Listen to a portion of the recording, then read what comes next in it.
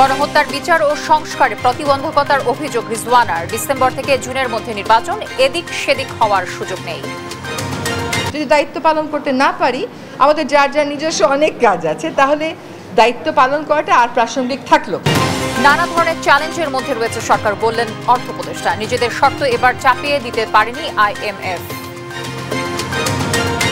প্রধান উপদেষ্টাকে পদত্যাগ না করে নির্বাচনী রোড ম্যাপ দিয়ে দৃষ্টান্ত স্থাপনের আহ্বান বিএনপির। 3 উপদেষ্টার পদত্যাগ চান ফারুক। এই অস্থিরতার কারণে এই নন্দিত লোকটি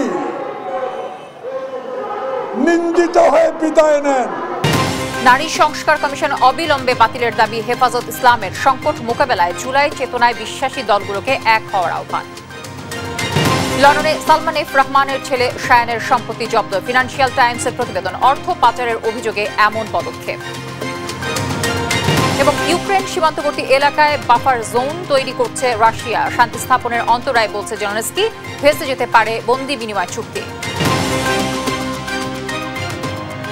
দর্শক, আমন্ত্রণ সংবাদ সন্ধ্যায়। শুনছিলেন শিরোনামগুলো, সঙ্গে থাকছে আমি তানজিয়া জুথি।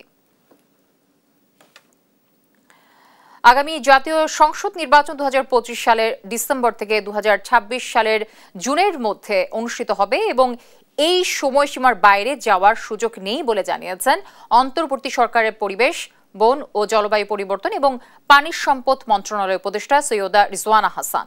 শুক্রবার সকালে ঢাকা বিশ্ববিদ্যালয়ের সিনেট ভবনে তিনি একথা জানান। রিজওয়ানা হাসান বলেন, ডিসেম্বর থেকে জুনের মধ্যে নির্বাচনের লক্ষ্যেই প্রধান উপদেষ্টা ও উপদেষ্টা পরিষদ কাজ করছেন। ফাহিম ইউসুফের প্রতিবেদনে আমরা বাকিটা জানব।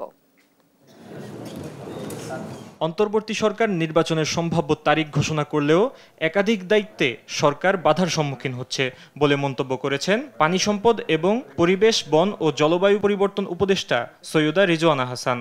উল্লেখ করেন গণহত্যার বিচার ও নানাবিধ সংস্কারের কথা। শুক্রবার সকালে ঢাকা বিশ্ববিদ্যালয়ের সিনেট ভবনে বাংলাদেশ প্রাণীবিজ্ঞান সমিতির 24তম সাধারণ সভা শেষে সাংবাদিকদের একথা বলেন তিনি। অন্তর্বর্তী সরকার শুধু নির্বাচনের জন্য আসেনি জানিয়ে রিজওয়ানা হাসান বলেন, আগামী জাতীয় সংসদ নির্বাচন 2025 সালের ডিসেম্বর থেকে 2026 সালের জুনের মধ্যে অনুষ্ঠিত হওয়ার কথা বলেন প্রধান উপদেষ্টা। এর বাইরে এদিক সেদিক হওয়ার সুযোগ নেই। একটা দায়িত্ব হচ্ছে সংস্কার, একটা দায়িত্ব হচ্ছে বিচার, একটা দায়িত্ব হচ্ছে ইলেকশন। শুধুমাত্র ইলেকশন করবার জন্য তো আমরা দায়িত্বটা নিইনি, যেহেতু আরও 2টা দায়িত্ব আছে। আমরা যদি আমাদের দায়িত্ব পালন করতে পারি, তাহলেই আমাদের দায়িত্বে থাকাটা প্রাসঙ্গিক। যদি দায়িত্ব পালন করতে না পারি, আমাদের যার যার নিজস্ব অনেক কাজ আছে, তাহলে দায়িত্ব পালন করাটা আর প্রাসঙ্গিক থাকলো। এর আগে অনুষ্ঠানে তিনি জানান, ঢাকার 4টি নদী দূষণমুক্ত করতে বিশ্ব ব্যাংক ও এডিবির সঙ্গে চুক্তি হয়েছে। তুরাগ নদী দূষণমুক্ত কার্যক্রমের মধ্য দিয়ে এই চুক্তি বাস্তবায়ন শুরু হবে।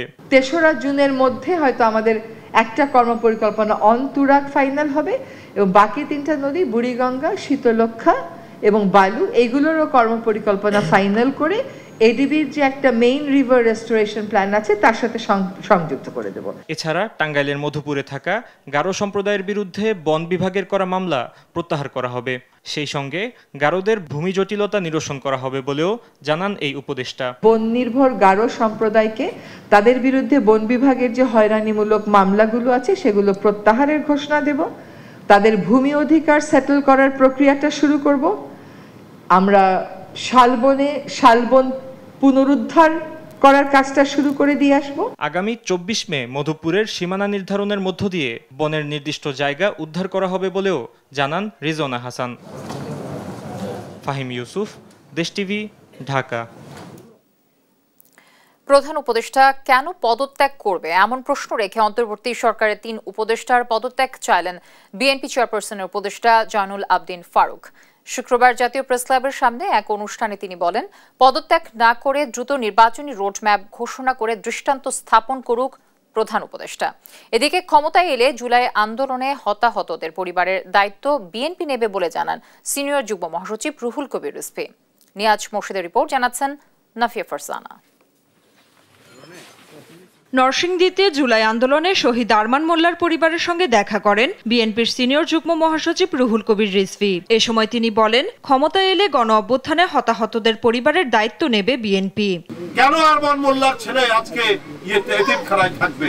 আজকে তো তাদেরকে সব দিক থেকে সরকার এবং রাষ্ট্রের দায়িত্ব ছিল এই পরিবারটির পাশে দাঁড়ানো।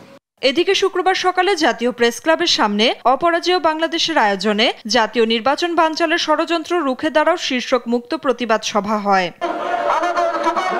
সভায় প্রধান অতিথির বক্তব্যে বিএনপি চেয়ারপারসনের উপদেষ্টা জয়নুল আবদিন ফারুক বলেন, দেশে যে অস্থিরতা চলছে তার দায় বিএনপি নেবে না। আমাদের সন্দেহ, তাই আমরা মনে করি এই অস্থিরতার কারণ আপনারা যদি সৃষ্টি করে থাকেন তাহলে অস্থিরতার জন্য বাংলাদেশ জাতীয়তাবাদী দল কোনোদিনও গ্রহণ করবে না।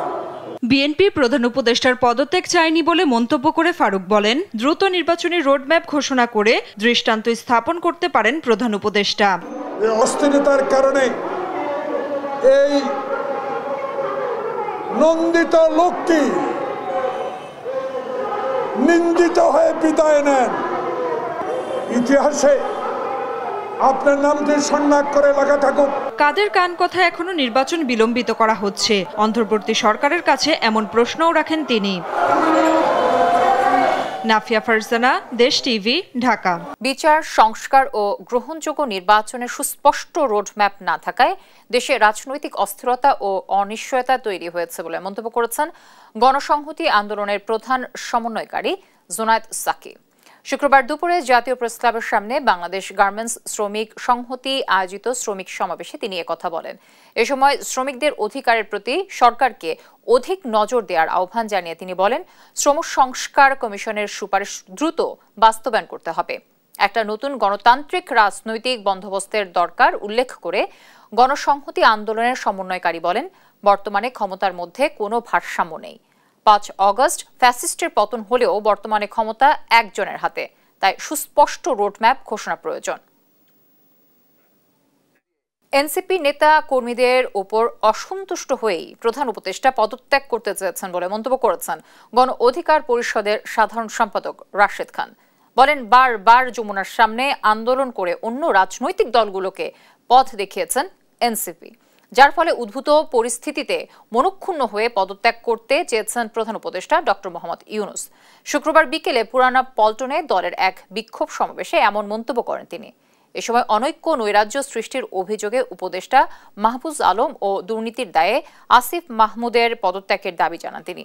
একই সঙ্গে ঢাকা উত্তর সিটি কর্পোরেশনের প্রশাসক মোহাম্মদ এজাজকে অপসারণ ও গ্রেফতার না করা হলে যমুনা ঘেরাও করার হুঁশিয়ারি দেন। সেপ্টেম্বরের মধ্যে জাতীয় নির্বাচনের তফসিল এবং ডিসেম্বরের মধ্যে নির্বাচন দেওয়ার পাশাপাশি নতুন বাংলাদেশ গড়তে ঐক্যমত্য সরকার প্রতিষ্ঠারও দাবি জানান গণ অধিকার পরিষদের এ নেতা।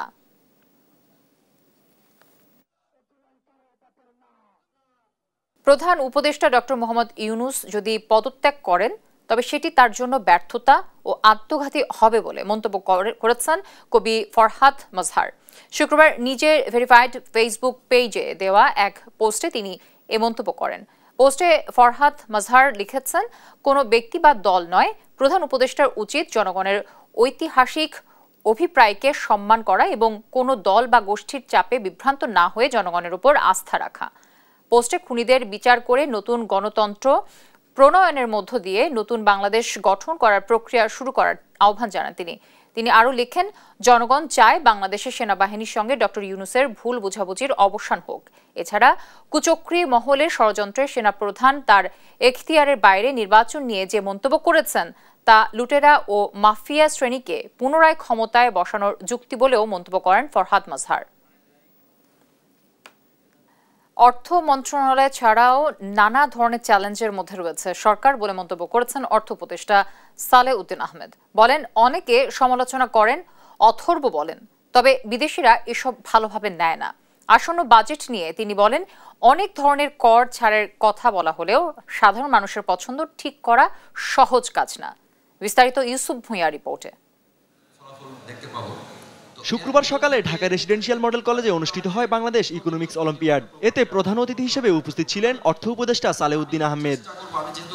এ সময় নিজের দায়িত্ব সম্পর্কে কথা বলেন অর্থ উপদেষ্টা। বলেন, অর্থ মন্ত্রণালয় ছাড়াও নানা ধরনের চ্যালেঞ্জের কথা। এখন তো আমি বাজেট নিয়ে অঙ্কগুলি করছি, 2 হবে না 5 হবে, কিন্তু এর ভেতরে কত কিছু লোক না, কত লোক যে কত কিছু বলবে সেটা আমি তো প্রিপেয়ার বাজেটের পরের দিন 3 তারিখে হয়তো অনেক উত্তর দিতে হবে, সব উত্তর হয়তো আমি দিতে পারবো না। কথা বলেন আসন্ন বাজেট নিয়ে, বলেন সাধারণ মানুষ বা সামাজিক পছন্দ ঠিক করাটা সহজ কাজ না। জানান IMF যা চেয়েছিল তা এবার চাপিয়ে দিতে পারেনি। বাইরের থেকে আপনারা দেখছেন তো IMF ওয়ার্ল্ড ব্যাংকের কত কিছু কথাবার্তা বলে ফেলে, সেটা দেখলে একবার সুখকর না, এটা সাব অপটিমাল সলিউশন। আমরা দিয়েছি সেটা হয়তো পারি না, বা ওরা যেটা করতে দিল সেটা চাপিয়ে দিতে পারি না, আমরা একটা সলিউশন আসি। নানা ধরনের সমালোচনা সম্পর্কে অর্থ উপদেষ্টা বলেন এসব কিছু দেশের ভাবমূর্তি ক্ষুণ্ণ করে। বাংলাদেশের রেপুটেশন যদি আমরা যারা দেখেন বাংলাদেশ চলছে না, বাংলাদেশ খারাপ করছে, এরা অথর্ব লোক, ঠিক আছে বলেন, আমরা ক্রিটিসাইজ নেব, কিন্তু এই জিনিসগুলো কিন্তু বাইরে কিন্তু খুব ভালো প্রচারণা দেয় না। ইউসুফ ভুঁইয়া, দেশ টিভি, ঢাকা। অবিলম্বে নারী কমিশন বাতিল করা না হলে আরো কঠোর কর্মসূচি দেওয়ার হুঁশিয়ারি দিয়েছে হেফাজতে ইসলাম। শুক্রবার জুমার নামাজের পর বায়তুল মোকাররমের সামনে বিক্ষোভ সমাবেশ হেফাজতের যুগ্ম মহাসচিব মামুনুল হক বলেন, ইসলাম নারীদের যে মর্যাদা দিয়েছে তা প্রতিষ্ঠা করতে হবে। এ সময়ে দেশের বর্তমান পরিস্থিতিতে বিএনপি জামায়াত সহ জুলাইয়ের চেতনায় বিশ্বাসী সব রাজনৈতিক দলকে ঐক্যবদ্ধ হওয়ার আহ্বান জানান তিনি। পরে বায়তুল মোকাররম থেকে একটি বিক্ষোভ মিছিল বের করে হেফাজত নেতারা।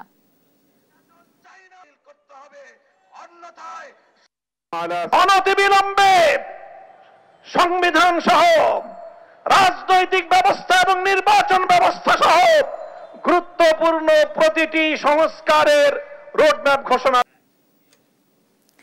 চট্টগ্রামে জুলাই ঐক্য বিনষ্টের ষড়যন্ত্র ও ভারতের আধিপত্যবাদের প্রতিবাদের বিক্ষোভ মিছিল ও প্রতিবাদ সমাবেশ হয়েছে। শুক্রবার জুমার নামাজের পর আন্দরকিল্লা শাহী মসজিদ থেকে বিক্ষোভ মিছিল করে জুলাই ঐক্য চট্টগ্রাম। এ সময় বক্তারা জুলাই ঘোষণাপত্র দ্রুত সময়ের মধ্যে দেওয়ার দাবি জানান। তারা আরও জানান, মাতৃভূমি ও দেশের প্রশ্নে জুলাইয়ের শক্তি সবসময় ঐক্যবদ্ধ। দিল্লির ষড়যন্ত্র নস্যাতে জুলাইয়ের শক্তি প্রয়োজনে রাজপথে আবারও নামবে বলেও জানান তারা। ভারতের প্রেসক্রিপশনে, লন্ডনের প্রেসক্রিপশনে, আমেরিকার প্রেসক্রিপশনে, ভারতের আইনের পরিকল্পনায় উপদেষ্টা মণ্ডলীর কিছু ব্যক্তিদের নিয়ে বাংলাদেশকে যে ষড়যন্ত্র করা হচ্ছে, সেই ষড়যন্ত্রকে আমরা তীব্রভাবে রুখে দেব। বাংলাদেশের ভাগ্য আকাশে আবারও কালো মেঘ জমা হতে শুরু করেছে। যদি এই মেঘ সরাতে না পারি, যদি এই বিপদ কেটে উঠতে না পারি, গত 17 বছরের মতো আমরা আবারও একটা খারাপ পরিস্থিতির মধ্যে দিয়ে চলে যাব। জনগণকে গুজবে কান দিয়ে বিভ্রান্ত না হওয়ার আহ্বান জানিয়েছে বাংলাদেশ সেনাবাহিনী। শুক্রবার দুপুরে ভেরিফাইড ফেসবুক পেজে সচেতনতামূলক বিজ্ঞপ্তি দিয়ে লেখা এক পোস্টে এই আহ্বান জানানো হয়। সেনাবাহিনী বলছে, সম্প্রতি একটি স্বার্থান্বেষী মহল বাংলাদেশ সশস্ত্র বাহিনীর লোগো ব্যবহার করে একটি ভুয়া প্রেস বিজ্ঞপ্তি প্রকাশ করেছে, যা মাধ্যমে সাধারণ জনগণের মাঝে বিভ্রান্তি সৃষ্টির পাশাপাশি সশস্ত্র বাহিনী ও জনগণের মধ্যে বিভেদ তৈরির অপচেষ্টা চলছে।